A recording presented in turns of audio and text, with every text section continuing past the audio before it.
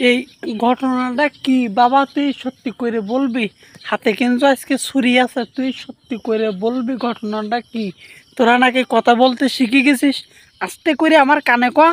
আমি বিষয়টা 10 জনের জানাইছি, ফেসবুক ইউটিউবের মাধ্যমে। তুই আমার কানে কানে বলে দে তো ঘটনাটা কি। ও, ছেলে পেলে ছুরিতে আঘাত করিল, তাই নাকি ভিতর থেকে এক ধরনের শব্দ হয়েছে, গুজব রটাইছে যে গাছে কথা বলতেছে। আর কি ঘটনাটা, আর কি একটু বল।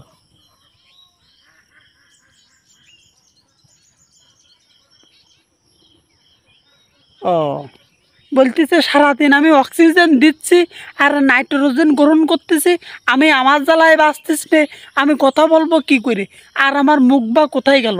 আচ্ছা, তাহলে শব্দটা কিভাবে আসলো সেটা একটু বলো তো।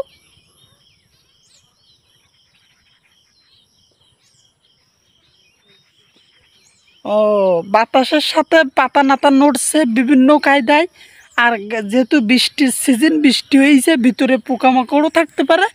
এর ভিতরে যখন পানি ঢুকছে বা ছিদ্র দিয়ে গাছের ছিদ্র দিয়ে পানি ঢুকছে, এর ভিতর দিয়ে এই পোকামাকড়ে হয়তো গাছ টাছ কাটছে, এই কায়দায় একটু শব্দ হয়েছে। এখন কথা হচ্ছে কি, পৃথিবীর সৃষ্টি হওয়ার পরে এই কথা শোনা যায়নি যে গাছে কথা বলতে পারে?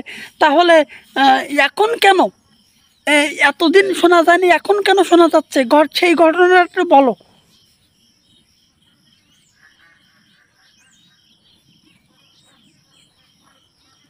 গুজব রটাইছে। এই ঘটনা হলো গুজব রটাইছে। আসলে বাস্তবে এই ঘটনাটা ফলস, এটা বললো।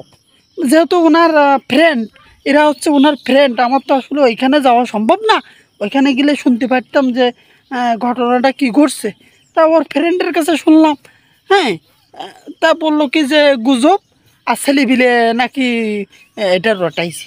এখন যাই হোক, সে গাছটা কাটিয়ে ফেলাই দেওয়া হয়েছে, এটা তো আপনারা সংবাদ মাধ্যমে তো শুনছেন যে গাছটা কেটে ফেলাই দেওয়া হয়েছে, এটা নিয়ে যাতে আর কেউ এরকম গুজব রটাতে না পারে।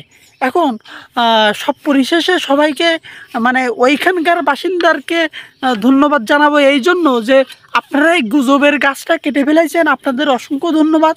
আর এই গুজবে কেউ কান দেবেন না, গাছ কখনো কথা বলতে পারে না, কারণ গাছের তো মুখ নাই, বা ভিতরে তো কোনো মাইক টাইক বা কোনো কিছু তো নাই যে কথা বলবে বা শব্দ করবে।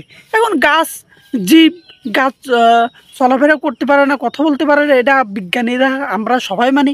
কিন্তু এই গুজবে কান দিয়ে আতঙ্কিত হওয়ার কিছু নেই যে গাছে কথা বলতে পারে, গাছ এ করতে পারে, সে করতে পারে, সালাম দিলে উত্তর দিচ্ছে, এরকম গুজব আপনারা ছড়ায়েন না।